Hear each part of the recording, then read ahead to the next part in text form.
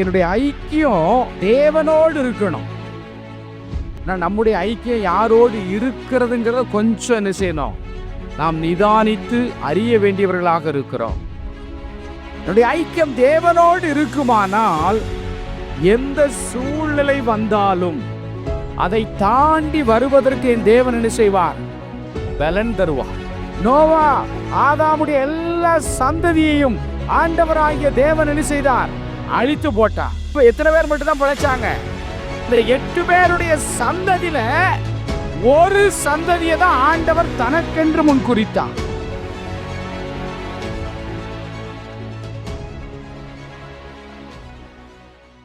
உலகத்திலே உங்களுக்கு உண்டு, ஆனாலும் அந்த வார்த்தையை அதிகமா யோசிக்கணும். ஆனாலும் திடன் கொள்ளுங்கள், நான் உலகத்தை ஜெயித்தேன். அப்போ நேற்று ஒரு செய்தி கேட்டேன். என்ன செய்தினா, நிறைய பேர் சொல்ற ஒரு காரியம் என்ன அப்படின்னா, எங்களால ஜெயிக்க முடியல சாத்தானை. என்ன செய்ய முடியல? சாத்தானை ஜெயிக்க முடியலன்னு சொல்றாங்க. அப்போ ஜெயிக்க முடியல அப்படின்னு சொன்னா அப்போ இந்த வேதம் பொய்யா அப்படின்னு ஒரு கேள்வி வரும். ஏன்னா ஜெயிக்க முடியாத எதையும் வேதத்தில் என்ன செய்யல, சொல்லப்படலை. அப்போ அதற்கு ஒரு உதாரணம் ஆண்டவர் சொல்லியிருக்கிறான்னு சொல்லி அந்த ஊழியர் ஒரு செய்தி கொடுத்தார். அப்போ என்ன செய்தி அப்படின்னு கேட்டீங்கன்னா, நோவா காலத்தில் நடந்தது போல மனுஷகுமாரன் வரும் நாட்கள் என்ன செய்யும், நடக்கும் அப்படின்னு அவர் என்ன சொல்றாருன்னா, இருக்கிறதுலையே உச்சபட்ச பாவம் சோதோகுமார பாவத்தை விட யாருடைய காலத்துல பாவம் அதிகமா இருந்தது, நோவாவுடைய காலத்துல. ஆனா அந்த நாட்களில நோவா எப்படி இருந்தானா, உத்தமனும் நீதிமானுமா இருந்தான்னு சொல்லப்பட்டிருக்கு. சொல்லனா ஆதியாகமம் 6ஆம் அதிகாரத்திலிருந்து 9ஆம் அதிகாரம் வரைக்கும் பார்த்தீங்கன்னா நோவாவை குறித்து சொல்லப்பட்டிருக்கிறார். அப்போ அந்த பாவம் நிறைந்த உலகத்துல அவனால் என்ன செய்ய முடிஞ்சது, ஜெயிக்க முடிஞ்சு இல்லையா? அப்போ உச்சபட்ச பாவம். அப்போ இன்றைக்கு நம்மளால ஜெயிக்க முடியுமா முடியாதா? எப்படி ஜெயிக்க முடியும்? முதல்ல வேத வசனத்தினால். வசனம் என்ன சொல்லுது? வெளிப்படுத்தின விசேஷத்துல ஆட்டுக்குட்டியின் இரத்தத்தினாலும் சாட்சியின் வசனத்தினாலும் அவனை ஜெயித்தார்கள். அல்லேலூயா. அப்ப ஆட்டுக்குட்டியுடைய இரத்தத்தினாலும் சாட்சியின் வசனத்தினாலும். அப்ப அந்த வார்த்தையை பாருங்க, சாட்சியின் வசனம்னா என்ன? வசனத்தை சொல்லுவோம், வசனத்தை பேசுவோம், ஆனா நடைமுறையில் அந்த வசனத்தை என்ன செய்ய மாட்டோம், பின்பற்ற மாட்டோம். அதான் முக்கியமான காரியம். அப்ப இயேசு அந்த வசனத்தை பின்பற்றி என்ன செய்தார், நடந்தார், அதை தன் வாழ்க்கையில செயல்படுத்தினார். அதன்படியே அவர் என்ன செய்தார், பிதாவோடு இணைக்கப்பட்டிருந்தார்.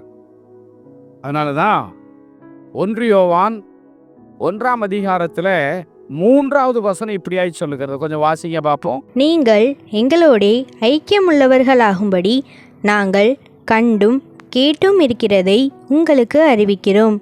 எங்களுடைய ஐக்கியம் பிதாவோடும் அவருடைய குமாரனாகிய இயேசு கிறிஸ்துவோடும் இருக்கிறது. ஒரே ஒரு நிமிஷம் யோசித்து பாருங்க. உங்க இருதயத்துல நீங்க நினைச்சு பாரு, உங்க ஐக்கியம் யாரு கூட இருக்குது?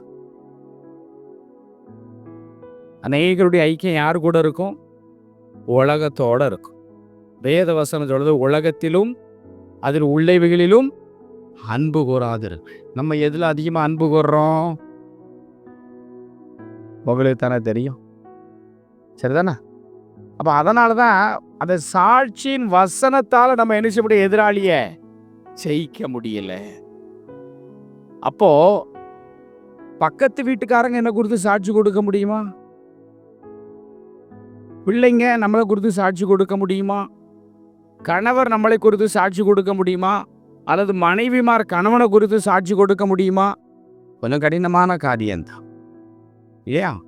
அப்ப யோசித்து பாருங்க, அப்ப என்னுடைய சாட்சி எப்படிப்பட்டதா இருக்கிறது? நல்லா கவனிச்சிங்கன்னா, என்னுடைய ஐக்கியம் தேவனோடு இருக்கணும். நம்முடைய ஐக்கியம் யாரோடு இருக்கிறதுங்கிறத கொஞ்சம் என்ன செய்யணும்? நாம் நிதானித்து அறிய வேண்டியவர்களாக இருக்கிறோம். என்னுடைய ஐக்கியம் தேவனோடு இருக்குமானால் எந்த சூழ்நிலை வந்தாலும் அதை தாண்டி வருவதற்கு என் தேவன் என்ன செய்வார்? பலன் தருவார். வேத வசனம் சொல்லுகிறது, மத்தேயு 28ஆம் அதிகாரம் 20வது வசனத்தினுடைய பின்பகுதி இப்படியாய் சொல்லுகிறது, நான் உங்களுக்கு கட்டளையிட்ட யாவையும் அவர்கள் கைக்கொள்ளும்படி அவர்களுக்கு உபதேசம் பண்ணுங்கள். இதோ உலகத்தின் முடிவு பரியந்தம் சகல நாட்களிலும் நான் உங்களுடனே கூட இருக்கிறேன் என்றார். ஆமீன். இதோ உலகத்தின், சொல்லுங்க, உலகம் முடிஞ்சு போச்சா? பூமி அழிஞ்சு போச்சா? ஆனா நோவா காலத்துல பூமி அழிந்தது. நோவா ஆதாமுடைய எல்லா சந்ததியையும் ஆண்டவராகிய தேவன் என்ன செய்தார்? சொல்லுங்க, அழித்து போட்டார். இப்ப எத்தனை பேர் மட்டும் தான் பிழைச்சாங்க? அதான் எத்தனை பேரு? 8 பேர். சரிதானா? அப்ப அந்த 8 பேர் மட்டும் தான் பிழைச்சாங்க. அப்ப அந்த 8 பேருடைய சந்ததியில ஒரு சந்ததியை தான் ஆண்டவர் தனக்கென்று முன் குறித்தார். அந்த சந்ததி தான் யாரு? Com, same, யாபேத். சேமுடைய சந்ததி தான். சரிதானா? நல்ல. அப்ப அந்த சந்ததியில வருகிறவர் தான் யாரு? ஆபிரகாம். சரியா? அப்ப காமுடைய சந்ததியில வந்தவர்கள் யாரு? கானானியர்கள். அந்நாட்களில இருந்த கானானியர்கள் காமுடைய வழியில. அதனாலதான் நீங்க பாத்தீங்கன்னா, அவன் குடித்து வெறித்து படுத்திருக்கும் போது கானான் சபிக்கப்பட்டவன் என்று சொன்னான். கானா யாரு? காமுடைய பேரை 4வது தலைமுறை. அந்த 4வது தலைமுறை வரைக்கும் எதிராளி காத்து கொண்டிருந்தான் இந்த பூமியை சபிக்கிறதுக்கு. அப்ப எங்க சாபமான வார்த்தைகள் வருகிறதோ அந்த இடத்துல எதிராளி எளிதா என்ன செய்வான்? உள்ள புகுந்துருவான். அதனாலதான் உங்க பிள்ளைகளை திட்டும் போது அல்லது யாரையாவது திட்டும் போது கடினமான வார்த்தையை சொல்லி என்ன செய்யாதீங்க? திட்டிராதீங்க. மரணமும் ஜீவனும் நாவின் அதிகாரத்தில் இருக்கு என்று சொல்லப்பட்ட வார்த்தையின்படி அங்கே சாபமான வார்த்தை வர்றதுக்கு நாம என்ன செய்யக்கூடாது? காரணமாக மாறிவிடக்கூடாது. ஆனா எதிராளி எதிர்பார்க்கிற ஒரு காரியம் என்ன? உங்க வாயிலிருந்து சாபமான வார்த்தை என்ன செய்யணும்? வரணும். அப்பதான் உங்க ஜெபத்தை அவன் என்ன செய்ய முடியும்? தடை பண்ண முடியும். உங்களுடைய ஜெபத்தை தடை பண்ணணும் அப்படின்னு சொன்னா அவன் விரும்புகிற வார்த்தை உங்க வாயிலிருந்து என்ன செய்யணும்? வரணும். அத நோவாவுடைய வாயிலிருந்து வர பண்ணினான். கானான் சபிக்கப்பட்டவன். கர்த்தர் எல்லா விக்கிரக ஆராதனைகளையும் எல்லா விக்கிரக முறைமைகளையும் அகில உலகத்தை என்ன செய்தார்? 40 நாள் என்ன செய்தது? மழை பெய்தது. 150 நாள் தண்ணீர் என்ன செய்யல? வடியல. யோசித்து பாருங்க. அந்த நாட்களிலே தேவன் செய்த அற்புதம். சேமுடைய சந்ததியாக இந்த பூமியிலே பறந்து விரிந்த ஜனங்களை கர்த்தர் தனக்கென்று முன்குறித்தார். ஆனால் கானானியர்களையும் யாபேத்தின் சந்ததி என்று சொல்லப்படுகிறவர்களையும் கர்த்தர் வெறுக்கல. ஆனா அவர்கள் முழுவதுமா விக்கிரக வழிபாட்டுக்குள்ள போயிட்டாங்க.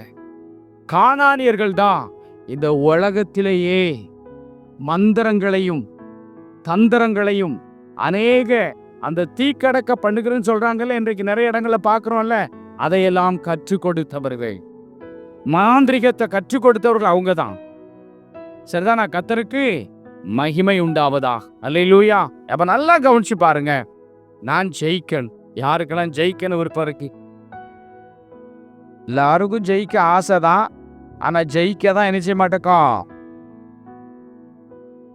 ஆமா, ஜெயிக்க முடியலன்னு சொல்லக்கூடாது.